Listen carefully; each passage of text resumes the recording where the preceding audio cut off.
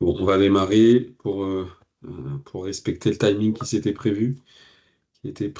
Merci d'être assez nombreux là pour ce webinaire de rentrée. Euh, et puis on est encore le 30 janvier, donc je vous souhaite à tous une bonne et heureuse année. On va démarrer là sur ce webinaire où l'idée c'est de partager, surtout de faire intervenir nos intervenants d'aujourd'hui que je vais présenter dans quelques secondes et qui vont pouvoir témoigner de ce qu'ils ont pu mettre en place comme étude. Donc aujourd'hui, c'est vous donner quelques éléments, présenter l'Institut et puis la nouveauté aussi sur 2025 avec notre intégration avec la société Test. Et ensuite dérouler sur des types d'études qu'on peut mener et les témoignages de nos trois intervenants. Et puis, on aura un petit temps de questions-réponses hein, pendant 10 minutes à la fin du webinaire. Donc, moi, Olivier Alloire, hein, je suis directeur de développement et je vais expliquer un peu ce nouveau poste 2025 pour moi, notamment chez GC et je présenterai ensuite la marque Test. Je présente tout de suite nos trois intervenants. Donc, Martin Bourguignac est directeur des publics du Hangar Y et qui présentera tout à l'heure le lieu et l'étude qu'on a pu mener. Solène Davalo, qui est responsable du pôle relations publiques au Musée de l'Air et de l'Espace. Et puis Jeanne Dalca, qui est directrice de production au Festival Musilac, se déroule au mois de juillet à Aix-les-Bains. Donc le programme, le déroulé, comme je vous l'ai dit, présenter rapidement l'Institut GC et les deux marques GC Test. Nommer quelques retours et exemples de méthodologies qu'on peut mettre en place depuis maintenant une vingtaine d'années. Et puis ensuite, nos retours d'expérience de nos trois intervenants sur les études qu'on a menées avec eux. Donc rapidement, l'Institut d'études de GC, donc pour ceux, donc certains que je reconnais parmi les personnes présentes nous connaissent déjà, d'autres peut-être moins. Donc GC, c'est une expertise depuis près de 20 ans aujourd'hui. On a développé toute une expertise d'études qualitatives et quantitatives dans le milieu culturel et touristique initialement. Donc c'est notre premier secteur d'intervention. Et ensuite, on a développé d'autres secteurs pour mettre à contribution nos compétences pour des institutions, des collectivités, des entreprises, sur les mêmes méthodologies, mais sur des sujets qui peuvent être différents, sur de l'évaluation de politique publique, sur de l'étude de marché, sur de la stratégie de marque. Mais voilà, on a aujourd'hui près de 60% de notre activité qui reste sur la culture, le loisir et le sport. Donc on intervient sur toute la France, un tout petit peu à l'étranger, et on est composé voilà, d'experts en études quantitatives, qualitatives, en géographes, muséologues, statisticiens et autres. Et on s'accompagne aussi d'experts sur d'autres sujets, soit d'analyse des flux, type éco-compteur, Fluvision, ou même d'experts sur la partie plutôt recommandation, ingénierie touristique ou ingénierie culturelle. Donc c'est ça que je voulais vous présenter, la nouveauté, et on le présentera aussi pour ceux qui viendront au salon du CITEM au mois de mars. On l'a un peu aussi présenté au Muséum Connexion, où vous l'avez peut-être vu passer sur nos réseaux. Voilà, nous on a fait euh, l'idée de fusionner avec Test parce que c'était aussi l'idée de grandir et d'unir nos forces, hein. Test est composé de deux entités. Une entité qui est spécialisée sur notamment la culture, la mobilité et l'automobile. Et ils ont aussi une grosse force de terrain puisqu'ils mobilisent sur des enquêtes assez importantes, qui mobilisent beaucoup d'enquêteurs avec Field Test. Donc nous, l'intérêt d'intégrer le groupe avec GC, c'était d'unir nos forces, de mutualiser, de partager aussi nos expertises et nos méthodes parce que Test est aussi la référence des études culturelles, notamment auprès de musées et de lieux de visite en France. Je présenterai quelques références. Et il gère vraiment des gros volumes de données, des méthodologies qui ont été reconnues et une expertise depuis aussi plus de 30 ans. Et nous aussi, sur beaucoup d'études, comme je l'ai dit, dans pas mal de secteurs culturels, loisirs, tourisme. Donc voilà, c'est vraiment unir nos forces pour pouvoir vous accompagner et proposer des choses solides et même innovantes, puisque du coup, on est une équipe beaucoup plus élargie. Donc les maîtres mots, c'est complémentarité, expertise, accompagnement sur mesure et conseil. Donc si vous avez des questions, vous pourrez les poser par la suite. Donc je vous montre du coup, il y a une nouvelle organisation qui se met en place et qui est en cours d'intégration. Donc moi, je suis maintenant responsable du développement de toutes ces études publiques dans le milieu de la culture, avec deux personnes qui vont piloter tout ça. Arnaud de la Villarmois, qui était déjà au sein de l'Institut et qui continuera à piloter des études dans le milieu du spectacle et de l'événementiel, du tourisme aussi, et également sur toutes nos études sur les autres secteurs, notamment politique publique.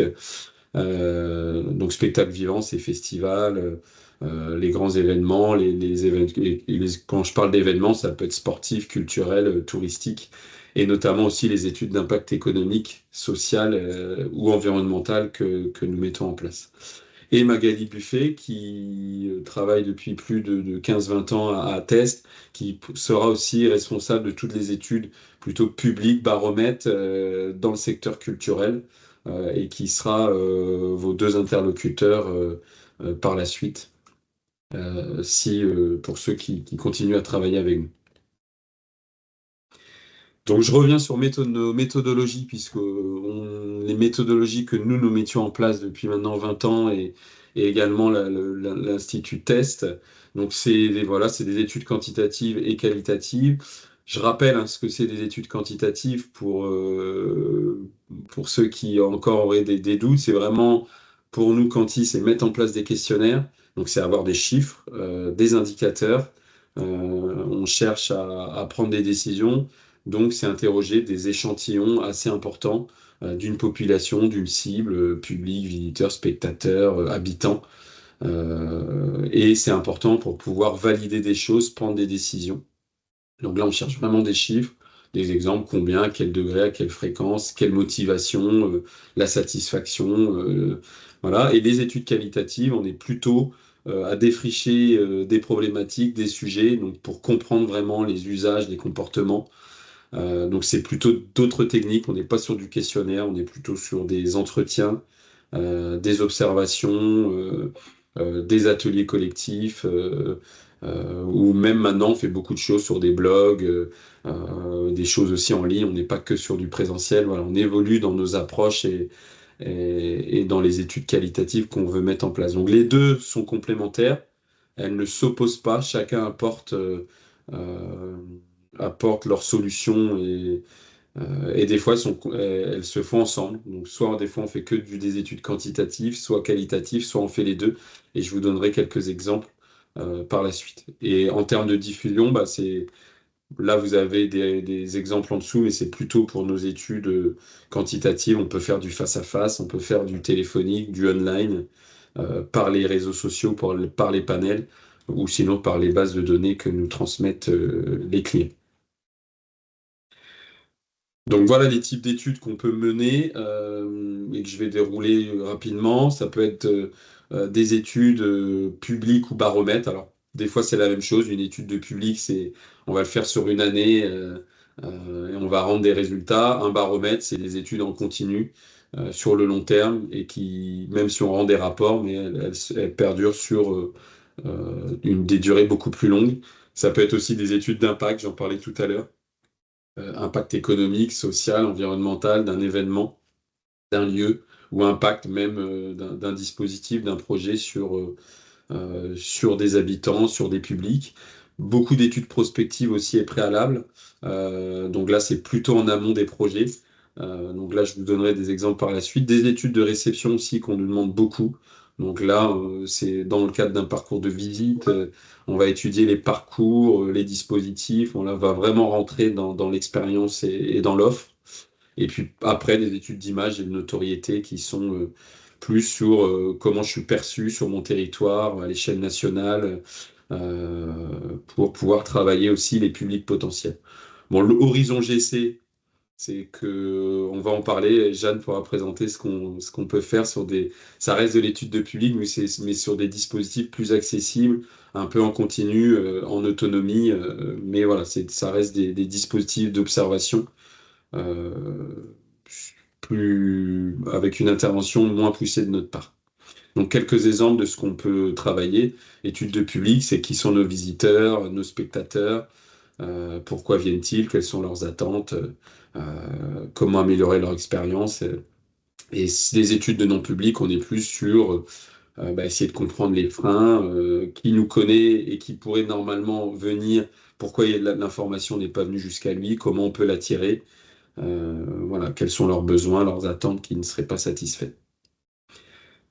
Je poursuis pour vous montrer quelques exemples d'études que vous avez à l'écran. Donc, quand je parle effectivement d'études baromètre des publics, on est plutôt sur des demandes d'analyser les profils, les comportements, les attentes d'un lieu, d'un événement, qu'il soit culturel, touristique, sportif, hein. Suivre l'évolution des typologies et des pratiques et des attentes, si on est sur une notion de baromètre pour pouvoir être agile et réagir rapidement face à des décisions qui doivent être des fois prises à court terme, et même sur la mise en place de projets, de nouveaux tarifs, de lancement de nouveaux services, de nouvelles offres, où on peut tout de suite être agile et poser la question sur ce projet. Voilà, donc c'est des méthodes, comme je vous l'ai dit, à la fois quantitatives, donc on met souvent dans des enquêteurs sur place, des enquêtes en ligne, des dispositifs aussi où on essaye de mettre des informations par des QR codes ou d'autres moyens. Et des études qualitatives, c'est beaucoup d'entretiens, des focus group, des observations directement sur place auprès de vos publics afin d'affiner la compréhension, les parcours de visite. Donc quelques exemples là, que je vous ai mis, vous pourrez aller voir sur notre site, hein. Et c'est des exemples qu'on a chez Test ou chez GC. Voilà, les Vieilles Charrues en termes de festival, Roi Arthur pour ceux qui connaissent, qui est un festival près de Rennes, musée de Grenoble, le MUSEM, le musée d'Orsay, le Centre des Monuments Nationaux. Voilà, vous avez quelques exemples de lieux qu'on peut accompagner au quotidien dans leurs différents projets. Là, c'est d'autres exemples, c'est les études d'impact que j'évoquais. On a beaucoup de demandes sur mesurer les retombées économiques, sociales, culturelles ou environnementales d'un projet ou d'un futur projet ou d'un événement existant. C'est important pour pouvoir faire des bilans. Ça permet d'évaluer un peu l'impact qu'on peut avoir sur le territoire et évaluer les effets directs et indirects de notre événement sur notre territoire. Donc là aussi, c'est des méthodes aussi quantitatives et qualitatives avec des enquêtes auprès des participants. C'est juste les sujets d'études et le contenu des questionnaires qui vont changer. On fait aussi des enquêtes auprès des commerçants. Et puis après, des choses plus qualitatives où on va s'entretenir avec des élus, des partenaires. Donc là, quelques exemples que vous avez. Là, on vient de rendre, par exemple, récemment, c'était pas plus tard qu'il y a 2 jours, une étude pour un club de rugby top 14, où on a fait une grosse enquête pendant 8 mois auprès des spectateurs, des habitants aussi, parce que c'était intéressant de montrer l'implication et l'image qu'avait le club auprès du territoire de l'agglomération de Vannes. Et on a eu des résultats très très positifs. Vous pourrez retrouver d'ailleurs sur nos réseaux, là on partage des chiffres clés. On pourra vous les partager post-webinaire. Et des études où on évalue justement auprès des commerçants, auprès des publics, l'impact économique et les retombées économiques sur le territoire. Pas que, il y a aussi l'impact sportif, l'impact social qu'on a mesuré et qui était important parce que ça va valider des investissements derrière des collectivités et aussi du club, à la fois auprès des jeunes et aussi auprès de la partie plus visible qui est l'élite et le club en top 14. D'autres exemples, c'est Tomorrowland, le festival interceltique ou la métropole de Lille, qu'on accompagne aussi sur pas mal d'événements sportifs, culturels. Là, on va lancer d'autres événements à venir. L'exemple, je voulais montrer, je voulais vous le mettre, le logo, c'est l'UBS, par exemple, c'est l'université aussi. Une étude aussi des conditions de vie des étudiants sur un territoire, c'est important, et les étudiants aussi apportent une vie, un impact économique. Donc tout ça, on l'évalue. On l'a évalué pour l'Université de Bretagne Sud récemment. Et puis Dôme, on est plus sur une demande plutôt touristique, plus large. Ça peut être culturel, ça peut être, mais vraiment sur l'ensemble de l'impact des touristes sur le département. Donc là, c'est des études à l'échelle du département. Études prospectives, préalables, c'est autre chose. On essaye sur des avant-projets, connaître les publics potentiels, sur des futurs projets qui sont à venir. C'est important des fois. Là, on nous demande, on a des projets en cours ou à venir où les personnes ont bien avancé sur le projet, sur la programmation, sur ce qu'ils vont y mettre, mais ils ont besoin de valider.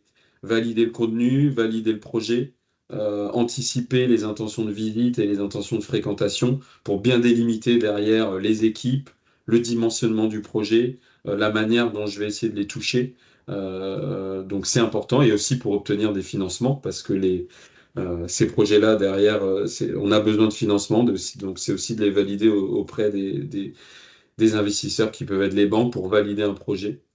Donc ça, on nous le demande régulièrement. Anticiper aussi, alors ça, quand je parle d'études préalables, ça peut être sur même des sujets d'exposition. Ça nous arrive qu'on nous demande sur un sujet, est-ce que le sujet peut être traité? Donc on évalue le projet sur un panel de public ou de potentiel public et comment ce sujet pourrait être traité. Là, j'ai un exemple, vous avez un exemple de logo là à droite, c'est l'Expo Cancer par exemple à la Cité des Sciences où on a fait une étude préalable sur le sujet. Est-ce que le cancer peut être un sujet qui peut être traité par un musée de sciences? Et derrière, on a fait d'autres études, mais c'était déjà comment le sujet doit être traité. Est-ce que c'est plutôt la parole des soignants? Est-ce que c'est plutôt la parole des aidants ou même des malades qui doit être mise en avant et comment le faire? Donc, il y a eu tout un travail préalable qui a été fait là-dessus pour aider les concepteurs d'exposition. C'est un exemple aussi d'études préalables qu'on peut faire. Donc là aussi, hein, ça peut être des méthodes purement quantitatives, avec des enquêtes auprès des touristes, des habitants, voire des entreprises, parce que des fois, sur ces projets-là, on a des projets pour de location d'espace, en même temps de proposer la visite. Ça peut être aussi sur les scolaires, et avec aussi des méthodes qualitatives en rue, auprès des habitants, pour explorer vraiment la perception du projet, les attentes, et les intentions de visite. On fait aussi, bon, voilà, après, là, il y a d'autres choses. Il peut y avoir des études documentaires, biblio, du benchmark. Là, on va vraiment sur des études plus larges. Donc, je prenais l'exemple de cancer. Il y a aussi l'exemple du musée d'histoire maritime de Saint-Malo qu'on a accompagné, qui est toujours en cours d'ailleurs de réflexion. L'EFC Nantes, dans le cadre de l'ouverture de son musée, dans le projet qui était de développer un nouveau stade ou musée de Genève, d'art et d'histoire de Genève, où là, le musée existe déjà, mais il avait un projet de refonte totale de son parcours. Donc on a accompagné aussi là-dessus. Et un autre exemple, c'est le Château de Vaux-le-Vicomte, travailler des offres, travailler l'accessibilité, là aussi sur des études dédiées à ces sujets-là. Euh, Enfin, là, sur un autre type d'études, là, on rentre vraiment dans le parcours, dans l'expérience, études de réception. On nous demande régulièrement d'aller explorer des parcours de visite qui soient permanents, des expositions temporaires, évaluer des dispositifs numériques, des outils de médiation. Donc là, c'est vraiment évaluer l'expérience et la perception du public face à une offre. Ça peut être même un dispositif VR ou d'un parcours d'exposition. Donc là, c'est vraiment identifier les axes forts, les axes d'amélioration. Est-ce que le sujet a été compris, le propos? Donc là aussi, hein, toujours des méthodes quantitatives et qualitatives qu'on met en place. Euh, Quelques exemples, hein. Musée Gadagne en ce moment à Lyon, où on fait une étude sur l'ensemble du parcours. L'exemple d'une expo aussi full à la Cité des Sciences. Musée du Louvre, on avait fait une évaluation vraiment de dispositifs multimédia en long et en large. Et le musée des Confluences, c'était plutôt sur une étude, une exposition. Voilà, c'est des exemples, mais on en a plein d'autres. Et enfin, étude d'image et notoriété, c'est encore autre chose. On essaye de mesurer la notoriété spontanée, assistée, voir l'impact que peut avoir une destination, un lieu, une marque ou une institution sur ses publics ou sur ses publics potentiels. Là aussi, c'est pour identifier des leviers pour mieux les toucher, mieux communiquer. Là aussi, avec des méthodes encore quanti et quali. Quelques exemples, par exemple le fonds Hélène et Édouard Leclerc, les champs libres à Rennes, où on a interrogé près de 1200 habitants de Rennes Métropole l'année dernière. Saint-Nazaire, pareil, où on a interrogé près de 3000 Français sur la notoriété, la connaissance de Saint-Nazaire, l'image qu'ils en ont en termes de destination. Et là, je laisse Musée de l'Air et de l'Espace où Solène va présenter peu après ce qu'on a pu faire. Voilà, j'en ai fini rapidement. On laisse la parole parce que c'est là le plus important que ça, pour avoir les retours d'expérience de comment ces études servent aux différents lieux ou événements. Donc je laisse la parole et c'est Martin qui va démarrer. Tout à fait. Merci Olivier pour ton invitation. Bonjour à toutes et tous. Je suis directeur des publics au Hangar Y, qui est un lieu qui a ouvert en mars 2023, donc qui va fêter ses 2 ans, et pour lequel on a commandé à AGC une étude des publics qui s'est terminée il y a quelques jours. Donc le Hangar Y, peut-être commencer par le présenter brièvement. C'est un ancien hangar à ballon dirigeable. Donc là, vous avez le l'avant-après. Voilà, c'est assez édifiant. Moi, je suis arrivé 3 semaines avant la préouverture en octobre 22 et 5 mois avant l'ouverture officielle en mars 23. Donc, c'est un bâtiment qui a été construit pour l'exposition universelle de 1878. Donc, qui a été construit d'abord pour être installé sur le Champ de Mars et qui a été reconstruit l'année suivante à Meudon sur une parcelle militaire qui portait la lettre Y et qui a donc donné sa lettre au bâtiment. Donc, quand on ouvre le lieu en mars 23, il y a déjà un projet qui est relativement ficelé pour les publics. Euh, mais évidemment, il n'y a pas eu d'études préalables de fait. On doit commander cette étude-là à GC pour avoir une meilleure photographie en fait de nos publics.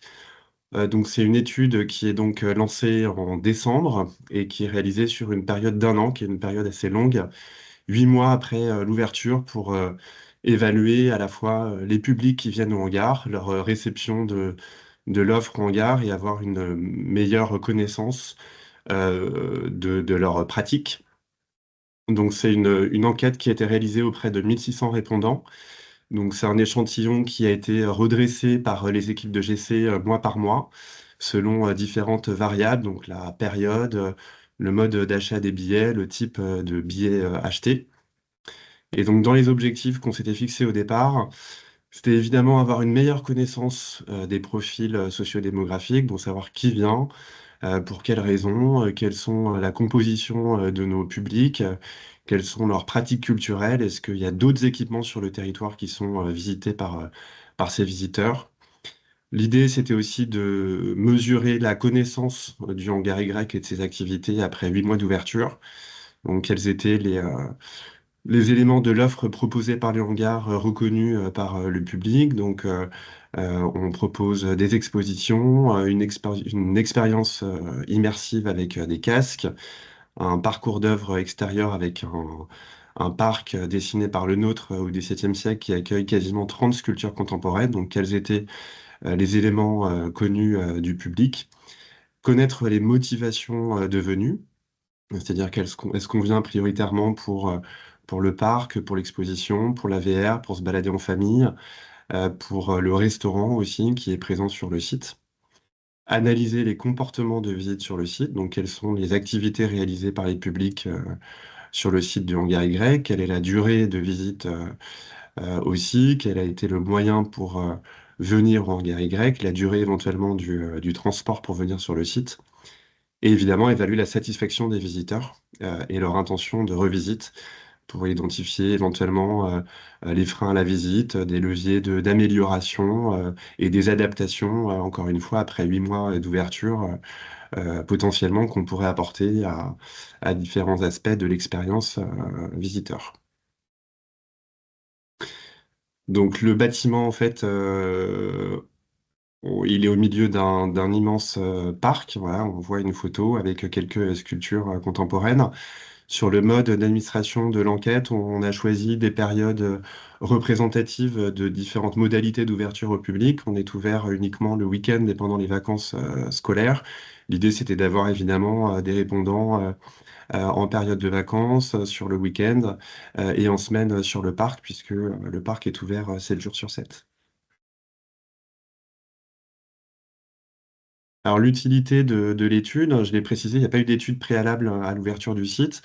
Donc l'idée, c'était aussi de confirmer un certain nombre d'intuitions qu'on pouvait avoir sur le projet qui avait été construit à l'ouverture du site, sur tous les aspects de l'accueil des publics. Donc ça peut concerner l'offre tarifaire, le parcours visiteur, l'expérience sur site, les outils de médiation et de signalétique qu'on avait choisi de mettre en place, et surtout la programmation culturelle et les activités proposées à nos publics pour voir si évidemment tout cela matchait avec les attentes et le profil de nos visiteurs.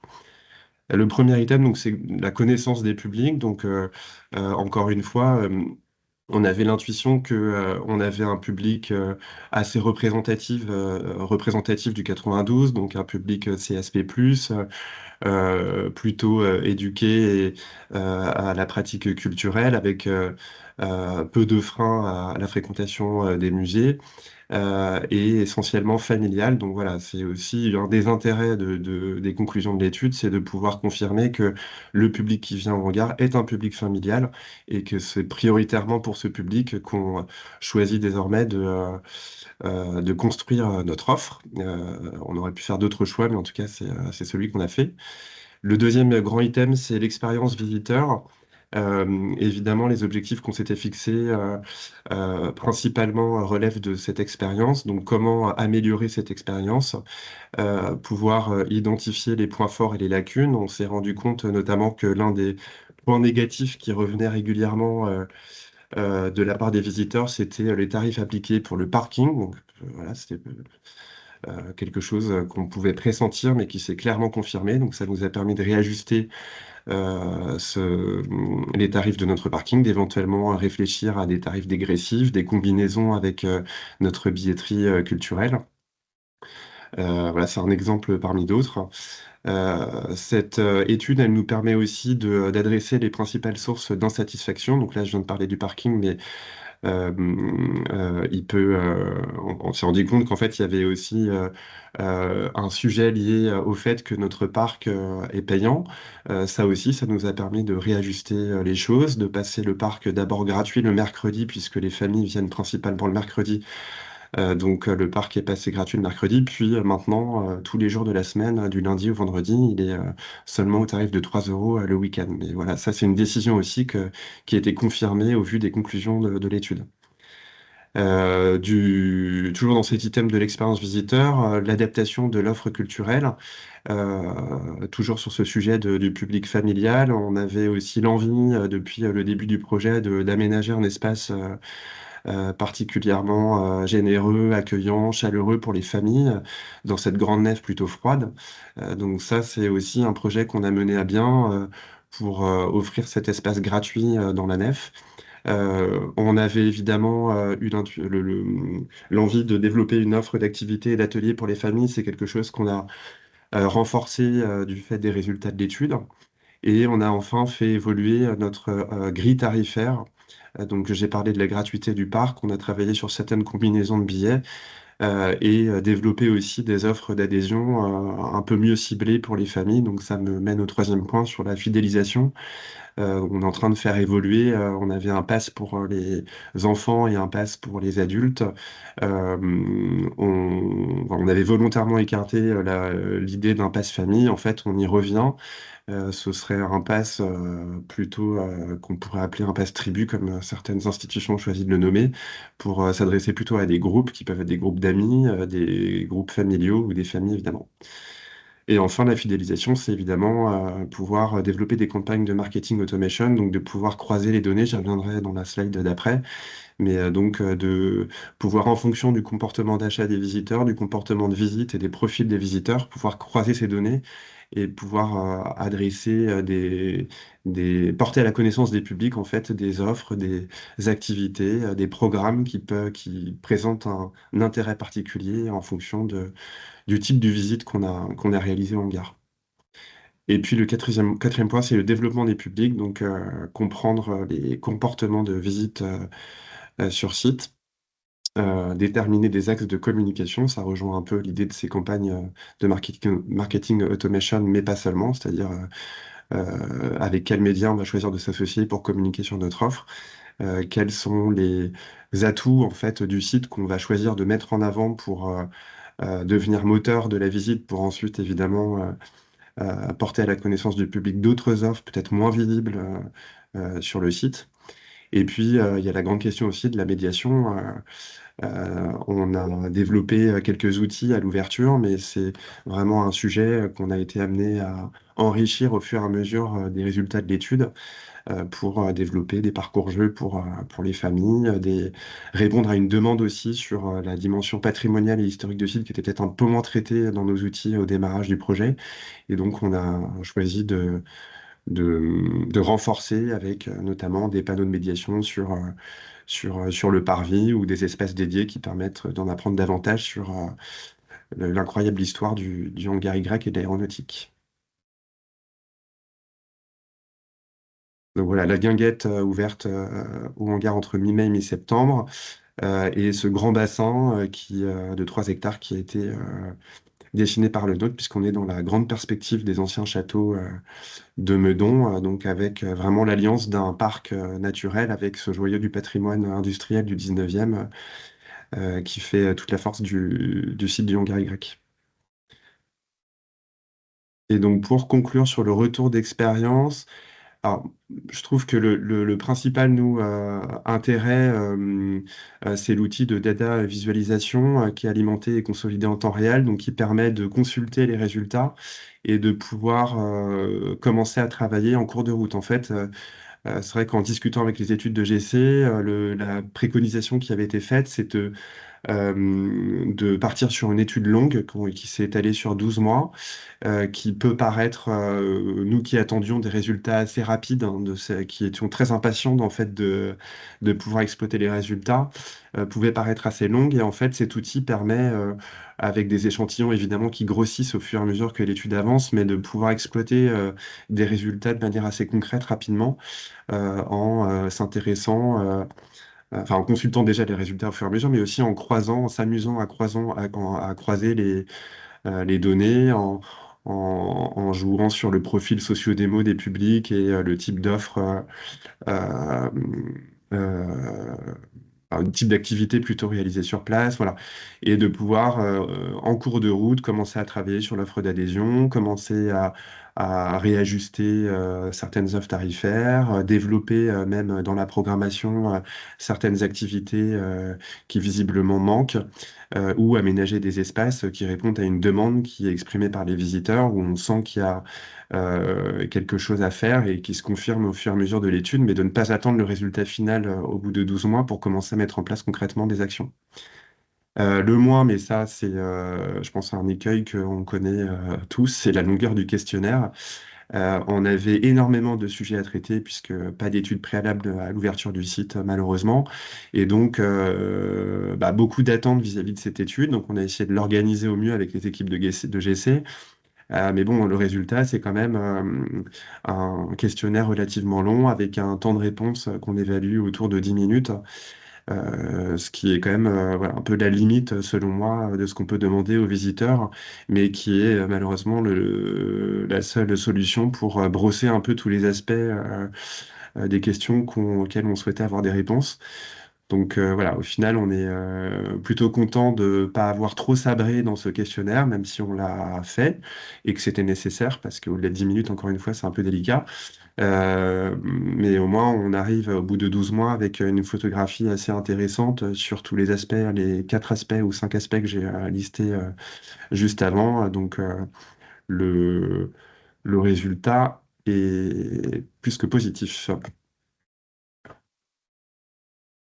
Merci Martin. Bon, il y a eu quelques questions, mais on les prendra à la fin du webinaire pas prendre trop de tard sur les deux interventions suivantes. Je laisse la parole à Solène. Alors, bonjour à tous. Donc, je vais vous parler du Musée de l'air et de l'espace et des études que nous avons mises en place ces dernières années. Donc, pour commencer, je vais vous donner un petit peu de contexte, donc à la fois donc, sur le lieu et aussi sur l'organisation au sein de l'équipe. Donc, le Musée de l'air et de l'espace, donc pour ceux qui ne connaissent pas, on est donc situé sur l'aéroport de Paris-Le Bourget, à 10 km au nord de Paris, et on présente des collections qui retracent l'histoire de l'aviation et de la conquête spatiale.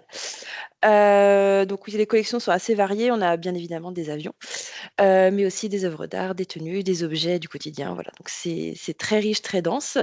En plus de la partie vraiment muséale, on a aussi une offre d'activités optionnelles.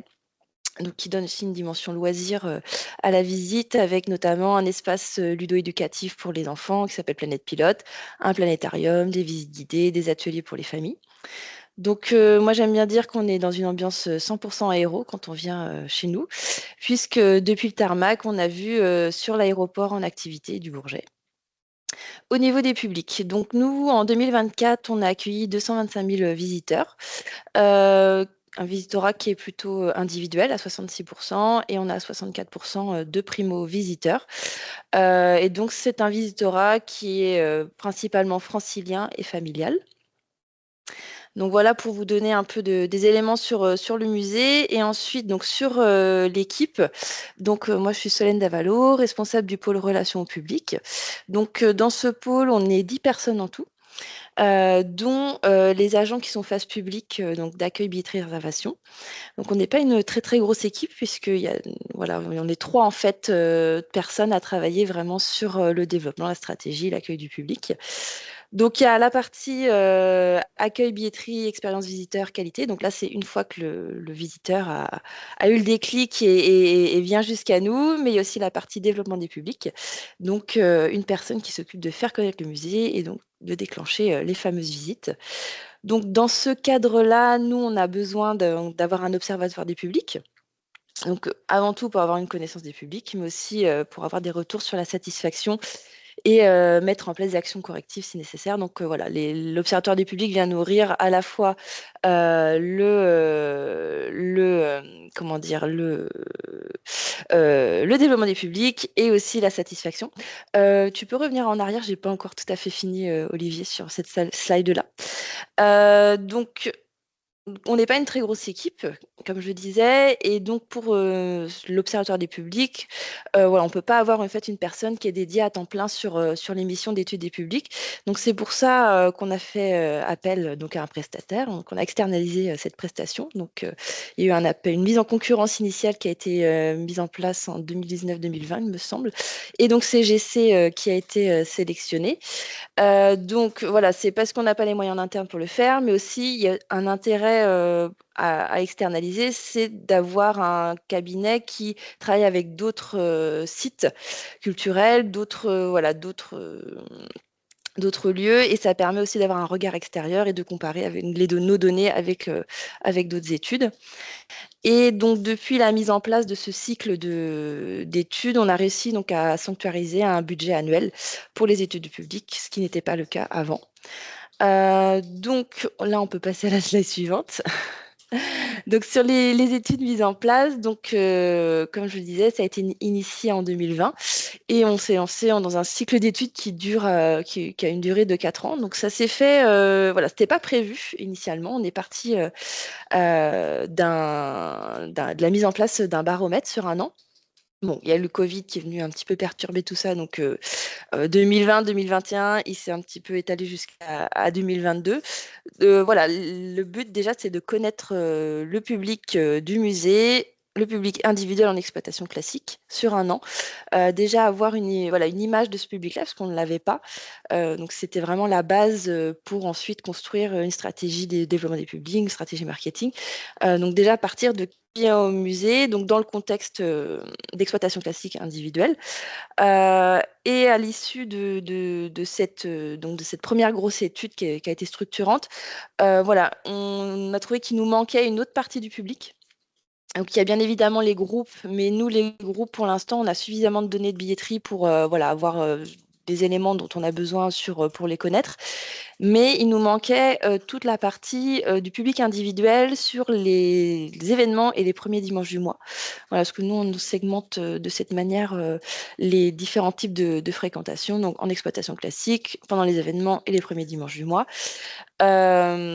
Et donc, pour les événements et les premiers dimanches du mois, on est reparti sur un autre cycle d'1 an, puisque l'idée, c'était de balayer tous les premiers dimanches du mois et tous les événements organisés, puisqu'on a une programmation événementielle qui est assez dense, avec 8 à 10 événements par an. Donc, la combinaison de ces 2 études nous a permis vraiment d'avoir une cartographie exhaustive de nos publics et on avait aussi, des interrogations sur le public des événements, à savoir est-ce qu'il est le même que le public, en exploitation classique ou est-ce que les événements permettent de renouveler le public? Voilà, donc c'était aussi pour, répondre à ces interrogations et là, je vais rentrer, un peu plus dans le temps 2 qui est de la dernière étude qu'on a mis en place. Donc voilà, on avait maintenant, comment dire, suffisamment d'éléments pour connaître le public qui venait au musée. Et maintenant, on s'interrogeait sur comment aller au-delà de nos murs et voilà, connaître le public qui connaît mais qui ne vient pas, qui ne connaît pas. Donc, on a mis en place une étude de notoriété où il y avait deux grandes parties. Nous, la première partie, donc c'était déjà connaître les pratiques culturelles et de loisirs de notre bassin. Donc à la fois notre public de proximité, parce que nous, on est situé en Seine-Saint-Denis.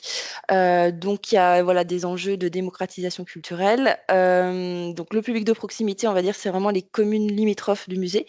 Et le public excursionniste, donc c'est le public qui peut venir à la journée au musée. Et j'insiste sur les pratiques culturelles et de loisirs, puisque nous, certes, on est un musée, mais on a aussi une dimension loisir qui est assez forte.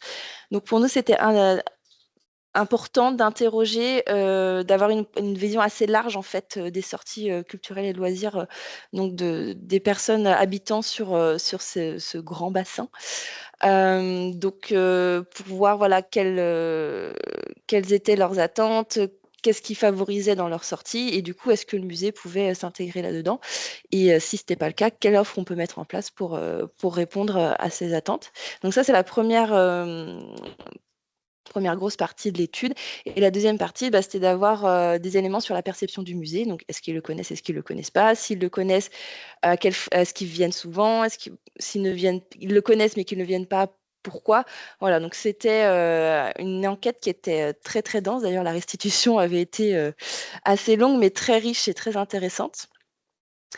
Et du coup, c'est vrai que nous, ça nous a vraiment aidé à passer en fait des paliers, ces études. C'est-à-dire que dans la mise en place de la stratégie, on est très pris par l'opérationnel et du coup, c'est toujours un peu ce qui passe en fin de quand on a le temps. Mais des fois, c'est difficile d'y dédier du temps quand on est pris par l'opérationnel. Et c'est vrai que d'avoir les études, c'était des déclencheurs en fait à chaque fois pour se dire bon, là, on a suffisamment d'éléments, on avance. Et par exemple, sur la stratégie de développement des publics, ça faisait un petit moment qu'on voulait vraiment s'y pencher. Les éléments sont là, mais on a vraiment besoin de se poser et de structurer tout ça. Et c'est vrai que la dernière étude de notoriété et d'image, en fait, on s'est rendu compte que c'était la pièce du puzzle qui nous manquait, puisque c'est ça qui nous a permis de mettre en place derrière les ateliers et pour travailler sur nos stratégies de développement du public. Et donc pour la suite, au niveau des études, donc on a encore plein d'idées, plein d'envies, plein de choses à explorer. Donc approfondir la question de l'image de marque, puisque effectivement un des enseignements de l'étude de notoriété et d'image, c'est que on a plutôt un bon taux de connaissance, mais les visiteurs, enfin les potentiels visiteurs ont du mal à se faire une image de qu'est-ce que le musée de l'Air et de l'Espace, qu'est-ce qu'on va y voir. Donc dans les idées qu'on a, c'est peut-être mettre en place, au lieu de faire une étude quantitative, plutôt être sur du qualitatif et faire un focus group pour avoir plus d'éléments pour nous aider, nous, à construire cette image de marque. D'autres pistes aussi, comme je vous ai dit, les groupes, on a pas mal d'éléments sur qui vient, mais il y a des choses, on pressent qu'il y a des choses à améliorer au niveau de la satisfaction. Donc pourquoi pas faire aussi une étude sur ça et peut-être repartir sur un cycle, un nouveau baromètre puisque ça a été lancé en 2020, voilà, ça va faire plus de 5 ans. Voilà, donc toujours avoir des données à jour. Et voilà, et donc pour conclure, nous, on est très content de travailler avec GC. C'est vrai que, en fait, l'intérêt, je trouve, d'être dans ce temps long, c'est que le cabinet connaît bien en fait le musée de l'air et de l'espace et public peut faire des comparaisons entre chaque étude. Et c'est vrai que je pense que voilà, c'est un vrai lien de confiance et c'est vrai que voilà, c'est fiable, réactif, très bien. Voilà pour moi. Merci Solène. Je passe la parole, parce que le temps file, à Jeanne sur le festival d'Aix, à Aix-les-Bains, Musilac. Oui, bonjour à toutes et à tous. Merci Olivier et les équipes pour l'invitation. Moi, du coup, effectivement, je vais vous parler du festival Musilac, qui est accompagné par le cabinet GC depuis maintenant 2 éditions.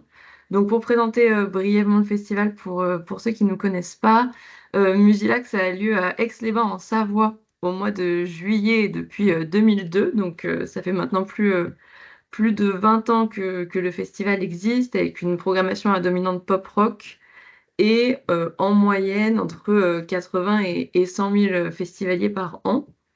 Donc nous, avec le cabinet GC, on est effectivement suivi depuis 2023, où on avait pris la décision de mener une triple étude, donc étude des publics, étude auprès des commerçants du territoire et étude d'impact économique. Et on a poursuivi le travail en 2024 avec là une étude des publics seule. Le dispositif, au départ, il avait été pensé avec l'Office de tourisme d'Aix-les-Bains Riviera des Alpes pour justement aller chercher pas mal d'informations sur le territoire, etc. Et on souhaitait nous poursuivre les études et continuer dans cette démarche-là. Donc on a poursuivi seul sur l'année 2024. Donc, pour ce qui est des motivations pour mettre en place les études, Olivier, je veux bien la Ouais. slide juste après, pardon.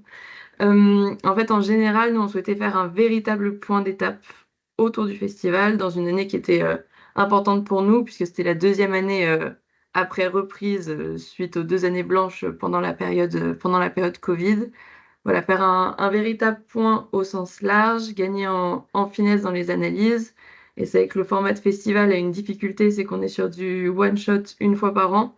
Donc il nous semblait presque impératif de savoir ce que pensent les festivaliers de l'année qui vient de s'écouler, de manière à éviter de reconduire des dispositifs qui ne conviennent pas et aller au mieux dès l'année suivante. Donc, euh, donc voilà l'objectif, plus finement sur les 3 études. L'étude des publics, évidemment, gagner en connaissance de notre public, avoir une meilleure vision des pratiques de nos festivaliers, avec qui viennent-ils, combien de temps, comment, de leurs habitudes, de leurs opinions sur le festival. Voilà, quels sont les points forts selon eux, au contraire, que faut-il améliorer. Voilà, faire un point plus fin que ce qu'on avait l'habitude de faire de notre côté, étudier également le lien avec le territoire. Est-ce que ce sont des personnes du territoire qui viennent? Sinon, le connaissent-ils? À quel point? Combien de temps restent-ils? Est-ce qu'ils pensent revenir sur le territoire en dehors du festival? Voilà, c'était le premier volet autour de l'étude des publics. C'est une étude qui, chez nous, est passée par un questionnaire envoyé par mail et qui a reçu près de 8000 réponses. Sur le volet commerçant, on souhaitait faire un constat le plus objectif possible de la situation et de l'opinion des commerçants. Comme je l'ai dit, on a un événement temporaire qui accueille un public quand même assez nombreux, donc d'une certaine manière qui vient perturber un petit peu le fonctionnement habituel de la ville. Donc on voulait prendre le temps de s'interroger sur l'opinion qu'avaient les commerçants, soit riverains du festival, mais soit également dans les quartiers alentours, pour voilà, connaître mieux leurs ressentis et faire un point sur ce que l'on pouvait améliorer également. Cette étude-là, elle est passée par des entretiens individuels au téléphone, pour le coup, donc un peu plus long. On a pas mal de verbatim et d'éléments précis dessus. Et enfin, le volet impact économique qu'on a mis en place en 2023. Voilà, il y avait une première volonté qui était de mettre à jour les données. Le festival avait déjà eu des études d'impact économique par le passé, mais elles commençaient à dater. On avait la volonté de les remettre à jour avec des données récentes et des données qui soient post effectivement les 2 années blanches qui ont quand même vraiment impacté le secteur, les habitudes de notre public et le fonctionnement. C'était une étude qui avait aussi son importance pour les acteurs du territoire. Voilà, il est important pour eux de savoir également l'impact qu'a le festival réellement, de pouvoir l'évoquer, d'avoir des informations réelles et fiables là-dessus. Et ça, c'est une étude qui a été réalisée avec 2 éléments. Donc, dans un premier temps, les réponses au questionnaire de l'étude des publics, qui posait différentes questions, notamment sur les dépenses réalisées sur le territoire. Et enfin, une étude assez fine qu'on a menée avec le cabinet vis-à-vis des dépenses et recettes du festival lui-même, ce qui a permis voilà, d'avoir une vision à 3 échelles, à l'échelle de la communauté d'agglomération, à l'échelle du département et à l'échelle de la région, et de voir de notre côté à la fois l'impact du public, mais aussi notre impact, de voir les éléments sur lesquels on pouvait aller plus loin et les sujets sur lesquels on pouvait évoluer. Donc pour ces triples études, on est passé par le cabinet GC, notamment pour la possibilité de mener ces 3 études de front en même temps et d'avoir la possibilité que les unes et les autres se répondent. Pour le suivi régulier qui a été mentionné également précédemment, voilà, la capacité d'avoir quelque chose sur le temps long avec un organisme qui connaît la structure et qui voit nos évolutions, et l'expertise qui est forte aujourd'hui dans le domaine des festivals et qui permet, notamment sur l'étude des publics, d'avoir des comparatifs avec un benchmark de confrères et de savoir par moment où est-ce qu'on se positionne, d'avoir quelques éléments comparatifs. Et les études, de notre côté en termes de résultats, très concrètement, ça a permis la mise en place de nouvelles actions. Là, ce qui est mentionné sur les slides, c'est notamment le sujet du transport. On a eu la demande vraiment très régulière dans l'étude des publics 2023 de la mise en place de nouveaux modes de transport gérés par le festival et de navettes au départ de centres-villes de différentes villes de la région. Et c'est ce qu'on a pu mettre en place en 2024 au départ de Chambéry, qui est donc à un quart d'heure d'Aix-les-Bains. Et voilà, le fait d'avoir des éléments chiffrés nous a permis déjà de découvrir en réalité cette demande, de se rendre compte de l'importance qu'elle avait, mais aussi de dimensionner plus précisément le dispositif. Je pense que si on était parti à l'aveugle sur le sujet, voilà, on a eu vraiment un certain nombre de retours très précieux sur l'édition 2023 qui ont permis dès 2024 de corriger le tir quand c'était nécessaire ou de poursuivre des éléments qui étaient mis en avant. Et pour ce qui est de l'étude d'impact, voilà, comme mentionné, l'idée de pouvoir renouveler les chiffres qui étaient communiqués, d'avoir des éléments à fournir sur le sujet. Et enfin, on a été frappé par un certain nombre d'éléments qu'on a pour le coup plutôt découverts et qu'on avait sous-estimés. Je pense notamment au nombre de personnes de la ville et de l'agglomération qui se rendent au festival. Donc voilà, on a eu plein de bonnes surprises aussi sur des questions où on pensait avoir, voilà, avoir la connaissance déjà de certains éléments du public, et on a pu avoir des surprises également. Et du coup, suite à cette triple étude qui était quand même assez massive et qui a pris plusieurs mois de travail, nous, on voulait poursuivre, pas faire du one-shot sur le format d'études des publics, mais avoir la possibilité de le travailler sur le long cours pour chaque année refaire un point et pouvoir, dans un premier temps, faire des comparaisons avec 2023, avec ce que les festivaliers avaient pensé de l'édition, voir les changements potentiels suite aux nouveautés et aux évolutions qu'on avait mis en place. Donc ça, c'était super important pour nous, mais également élargir et renouveler les sujets traités. En 2023, comme je l'ai dit, on s'était pas mal intéressé aux liens avec le territoire, notamment. Et ben, en 2024, on a élargi, on a traité des sujets qu'on avait laissé de côté en 2023 parce qu'il fallait bien faire des choix. Et donc, on a élargi notamment au sujet de communication pour savoir comment les festivaliers ont découvert notre programmation, par exemple, quels sont les outils de communication qui réellement atteignent notre public. Et en 2024, donc Olivier en a parlé un petit peu en introduction, on est passé par un outil de data visualisation qui change de ce qu'on avait fait en 2023 et qui permet d'avoir un rapport synthétique sur le modèle habituel fourni par le cabinet, mais également de modifier en autonomie ce rapport.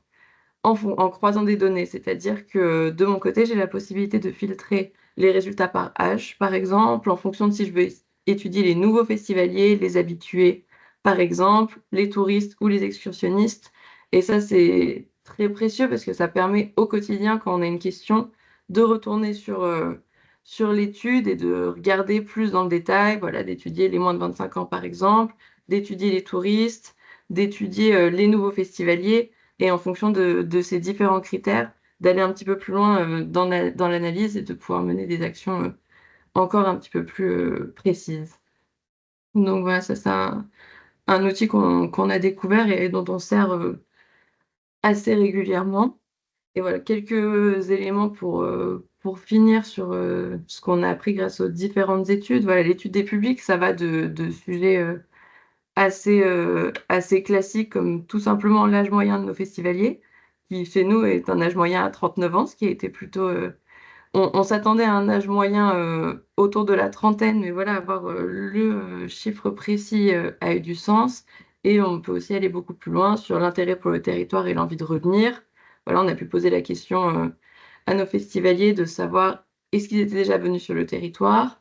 Sinon, qu'est-ce qu'ils avaient découvert sur le territoire? Est-ce qu'ils pensaient y revenir en dehors du festival?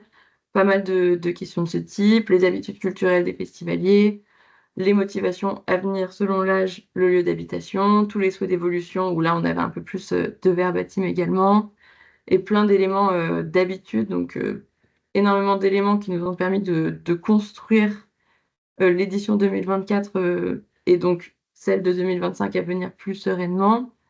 Sur le volet commerçant, donc avec là une étude, comme je l'ai dit, au téléphone, on a pu savoir déjà à quel point les commerçants aux alentours participaient ou non au festival, quelle était leur image du festival, la perception qu'ils avaient de l'impact sur le territoire, mais aussi sur leur commerce. Voilà, avoir un niveau de satisfaction, voir les améliorations et les demandes qu'avaient les commerçants vis-à-vis de notre événement et tout un tas d'éléments annexes. C'est pour ce qui est de l'impact économique, donc là, bien plus sur le volet chiffres, le poids économique du festival, les retombées sur les différents territoires, donc agglo, département, région, les dépenses par type menées par nos festivaliers notamment, des pistes d'amélioration toujours qui avaient été tracées par le cabinet sur des sujets qui nous concernent, et voilà, énormément de sujets divers et variés. Donc pour conclure, pour laisser du temps pour le question-réponse, c'est vrai que nous, on a eu la chance de tester tout un tas d'études et de formats différents. Et ça a été vraiment très précieux sur les 2 années d'avoir voilà, les conseils du cabinet sur ce qui était le mieux en termes de questions, ce vers quoi on pouvait se diriger, et leur retour et leur analyse derrière. Donc voilà. Merci à Jeanne et à tous les trois d'avoir témoigné de ce que peuvent apporter les études. Bon, on a un petit peu débordé et il y a eu quelques questions. S'il y en a d'autres pour qu'on puisse y répondre, moi j'ai essayé d'y répondre en direct. Mais je le partage. Peut-être il y avait des questions sur vraiment méthodo, quel est le poids le pourcentage de l'ensemble des publics qu'on doit interroger. Alors, attendez, je vais arrêter. Qu'on doit interroger. Et là, bah, j'y ai répondu. Il faut faire attention. Ce qui est important, effectivement, c'est la taille de l'échantillon, mais également les modalités de passation. Il faut faire attention. Il ne faut pas diffuser son questionnaire n'importe comment si on veut être sûr que tous les publics soient représentés dans mon échantillon. Donc, nous, nos échantillons minimum vont de 300 répondants selon les tailles de volume de fréquentation d'un événement, d'un lieu. Mais après, ça peut aller jusqu'à plusieurs milliers. Bon, en moyenne, on est entre 800 et 1000 répondants. Quand on est au long cours, comme avec le Hangar Y ou Musée de l'air et de l'espace, on a plusieurs milliers de répondants qui permet pas sur les grands indicateurs de les modifier. On pourrait en faire 1000, on aurait les mêmes résultats. C'est juste que ça permet d'approfondir statistiquement, comme ils l'ont précisé, d'affiner sur des cibles, sur les familles, sur les jeunes, les habitants, les locaux du territoire, etc., pour pouvoir affiner les réponses. Mais le principal donc, à garder en tête, c'est la taille et surtout les modalités. Faut faire attention à ça. Faut pas diffuser n'importe comment sur les réseaux sociaux ou sur les newsletters parce qu'on sait que c'est un public spécifique.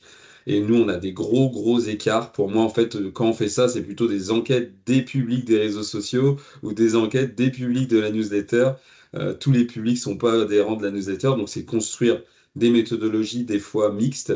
Donc ça, c'est au cas par cas.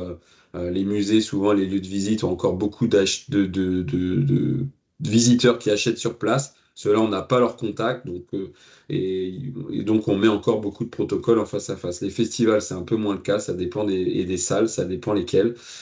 Certains ont tous les contacts, d'autres moins, donc ça, on adapte aussi la passation. Mais ça, faut vraiment faire attention, j'insiste, parce que je vois encore pas mal d'écueils où des enquêtes sont faites juste en lançant un questionnaire sur les réseaux ou autre. Alors ça amène du volume, mais attention, des gros écarts possibles et du coup des prises de décision qui peuvent être impactantes derrière sur les choix qui vont être faits. Il y avait une autre question qui était liée, est-ce qu'on peut faire l'étude aussi derrière soi-même? Alors certains le font, ça reste quand même minoritaire sur l'ensemble des lieux et événements qu'on a accompagnés depuis 20 ans, mais c'est arrivé. Alors le dispositif Horizon GC qu'on a voulu faire, c'était justement de donner accès aux lieux qui veulent poursuivre l'observation et public, de ne pas se dire, bah, il y a la grosse étude avec les rapports et autres, mais un outil, mais par contre, on le consolide. Il y a quand même un accompagnement un peu de redressement statistique, de suivi. C'est pas de la donnée brute, mais il y a quand même une certaine autonomie qui est laissée. Donc, on va dire c'est du 50-50. Il n'y a pas, par contre, notre accompagnement en recommandation, en comparaison. C'est un outil quand même autonome, mais par contre sur des données fiables et pas juste sur de l'emailing que j'envoie sans retraitement derrière statistique ou vérification de la représentativité des répondants. Donc voilà, c'est un mixte. Certains, mais qu'on la ressource le font, mais ça reste minoritaire. Il y avait une question pour toi, Martin, sur l'activité proposée. Je vais répondre brièvement, mais c'est vrai que je suis passé très vite sur le contexte de l'ouverture et le projet initial. Peut-être que je peux prendre 2 minutes pour revenir sur ça. C'est donc un lieu patrimonial, hein, vous avez compris, qui a été entièrement transformé après 40 ans d'abandon. Donc, il a réouvert au public il y a 2 ans, mais ça faisait 40 ans que personne voilà, ne fréquentait plus le site. Donc, le projet du Hangar Y, c'est un lieu culturel et événementiel qui va présenter des expositions d'art contemporain. Donc ça, c'est la première composante.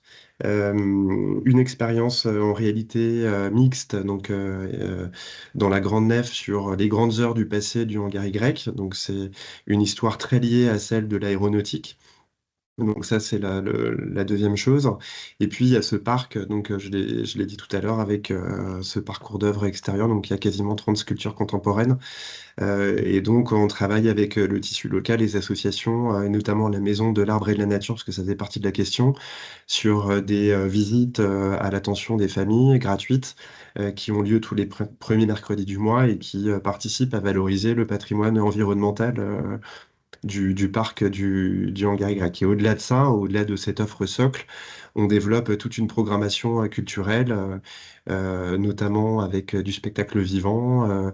On a travaillé avec le Paris Dance Project de Benjamin Millepied, avec le Théâtre National de Chaillot. Donc, c'est des collaborations qui vont se poursuivre. Donc spectacle vivant, danse, conférences. On est dans un écosystème à Meudon très lié à celui des sciences. Donc on travaille évidemment avec les équipes de l'Observatoire de Paris qui disposent d'un site à Meudon, avec le CNRS. Donc les trois piliers au démarrage du projet étaient les arts contemporains, les sciences et la nature. Et encore une fois, grâce à l'étude qui s'est conclue, on est en train de réfléchir à un positionnement qui évolue un petit peu, puisque la dimension patrimoniale et historique du site et tout l'ADN lié à l'aéronautique du Hangar Y euh, euh, présente un intérêt très fort chez les publics qu'on a interrogés. Et en fait, ce monument qui a été classé en 2000, cette composante, en fait, pour l'instant, selon nous, n'a pas été suffisamment exploitée. Et en fait, on se déplace évidemment pour visiter des expositions, mais on se déplace aussi pour visiter un monument. Et donc, ça amène plein de questions sur le renforcement de l'offre de visite et peut-être plus d'activités qui participent à valoriser cette dimension patrimoniale du site. Merci Martin. Il y avait une question aussi de comment, des précisions sur les études de non-public, comment qui paraissent, a priori, de ce qu'on a présenté, plus complexes à mettre en œuvre, sont pas plus complexes, hein. On sort du lieu, on va hors les murs. Nous, on interroge les habitants d'une commune, d'une communauté de communes, d'une agglo, d'une métropole. Pareil, hein, soit on le fait par téléphone, sur du face-à-face, mais toujours dans des règles de représentativité sur ceux qu'on doit interroger. Ça peut être les entreprises aussi, ou je l'ai dit, ou les scolaires, ou les écoles. Mais on le fait, et sur des échelles plus grandes, on va passer sur des enquêtes par des panels et des fois on fait du recrutement via les réseaux sociaux. Donc c'est pas jeter des questionnaires sur les réseaux, c'est pareil, c'est des recrutements ciblés selon des profils bien identifiés qu'on cherche à interroger. Mais voilà, c'est fait de cette manière-là. Ou sinon, pareil, hein, des entretiens, des micro-trottoirs, des ateliers qu'on peut faire soit online maintenant, on fait beaucoup ça, ou des discussions qu'on fait pendant quelques jours via des blogs, où comme ça, les répondants ont plusieurs jours et on les re-questionne. Et ça crée des échanges intéressants et pas figés sur 1 heure et demie, 2 heures. C'est possible, ou directement en rue, notamment sur les publics qui ont peu de pratiques culturelles, où là, nous, on appelle plutôt ça des échanges micro-trottoirs. On va dans les quartiers et avec nos personnes spécialisées en animation en Cali, et qui vont interroger sur des courts entretiens de 10-15 minutes, mais sur plutôt des échanges. Alors s'il y a une dernière question, et puis après je vais terminer. Une fourchette de coûts. Alors ça, on nous demande à chaque fois, mini-maxi, bah, ça dépend. En général, on est de quelques... C'est entre 4 000 et 5 000 euros minimum, en tout cas nos interventions. Et après, ça peut monter beaucoup plus selon les méthodes d'études et autres. Mais en moyenne, on est sur des paniers moyens entre 10 000 et 15 000 euros, selon qu'il y ait du terrain ou pas. Mais voilà, je veux pas vous figer là-dessus, c'est vraiment du sur-mesure et des besoins. Il faut pas se dire que les études sont que destinées aux grands lieux ou autres, hein. Nous, on a accompagné tous les musées de Corse récemment, pendant 2 ans, avec des lieux qui avaient 5 000, 4 000 entrées, voire moins, et des lieux qui en avaient 50 000. Tout dépend derrière de l'implication des équipes. On fait des choses sur mesure, ou c'est pas forcément des choses où nous, on intervient complètement. On essaye d'impliquer les équipes. Ça a été le cas au Hangar Y, hein. C'est pas nos enquêteurs. Ce sont les agents qui sont mobilisés, qu'on a formés, qu'on a accompagnés. Ça donne aussi des choses intéressantes pour eux, ils sont partie prenante de l'évaluation, du questionnement des publics. Donc voilà, tout est possible, tout est faisable, mais c'est des outils vraiment de pilotage, d'investissement, pour pouvoir piloter au quotidien ou même sur ces futurs projets, vos projets. Voilà. Est-ce que il y a encore des questions? Après, vous pouvez nous poser d'autres questions par la suite. On pourra y répondre. Moi, je finis juste là-dessus. Si vous venez au CITEM, prochainement, on va présenter notre nouveau baromètre des publics, notamment musées et lieux patrimoniaux, sur pas mal de sujets, hein, un peu sur l'IA, sur la gratuité, sur les dispositifs immersifs, sur les intentions de visite. Il sera présenté en exclusivité au CITEM, comme l'année dernière. Et on fera aussi un webinaire en partenariat avec le CLIC. Normalement, tout ça va vous être communiqué. Si vous voulez, les rapports sont aussi sur notre site. Félix pourra vous les partager après le webinaire.